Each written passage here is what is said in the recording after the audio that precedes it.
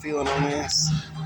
I personally feel, you have each jurisdiction, and when you have, your police officers or detectives or whatever they are, are allocated at a site other than out of their central hub, meaning like say Northwest Division or out of their normal police department within their municipality. Well, that needs to be reported. Those cross jurisdictional boundaries, and well, I know you don't want everybody in on it, but when it comes down to some of the leadership or some of the management when it comes to police operations. I'm talking. Well, it depends on the size of the department. Assistant chief, it could be chief of police, it could be captain. It depends. Well, for example, you have traffic operations, and you have a captain, and then in the town that I'm from, you have the lieutenant on each shift. You may have a lieutenant and then 3 sergeants. It depends. And so, and they may be in their briefs, or when you're doing your briefings, each shift. Yeah, 30 minutes to an hour. And it's different when you're on patrol than it is, a detective.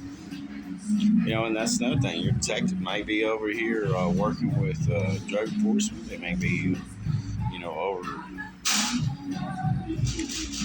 dealing with electronic fraud. There's all different kinds of task force that they are. But they need to know all that information. And they need to know your times, where you are during those times. And you may have your set hours that are, say, 8 to 5. Well, they will have to do that. It may be a sign-in sheet. You have to create a quality record, but you're going to have some kind of time management software. It's just the easiest thing to do. But they've way overstepped their bounds. And when you're talking about altering proprietary code on a phone, that causes some major issues from an evidentiary standpoint. Especially if they're not following ITIL processes throughout their process. And you have to have those things certified. You have to have independent audits doing that, and that isn't something that the police organizations are used to doing.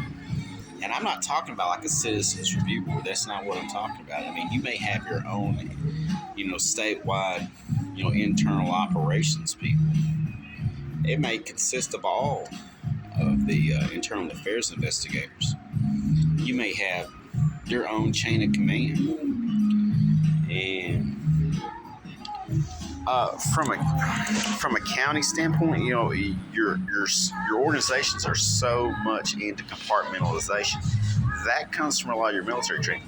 There is a difference between your military training and police operations. Well, in case in point, in police operations, you're taught, de-escalation, and there's just some different things of that nature. Whereas in a military operation, no, we're coming at you.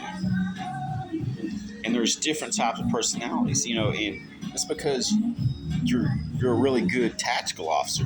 Doesn't mean you're the best street person. And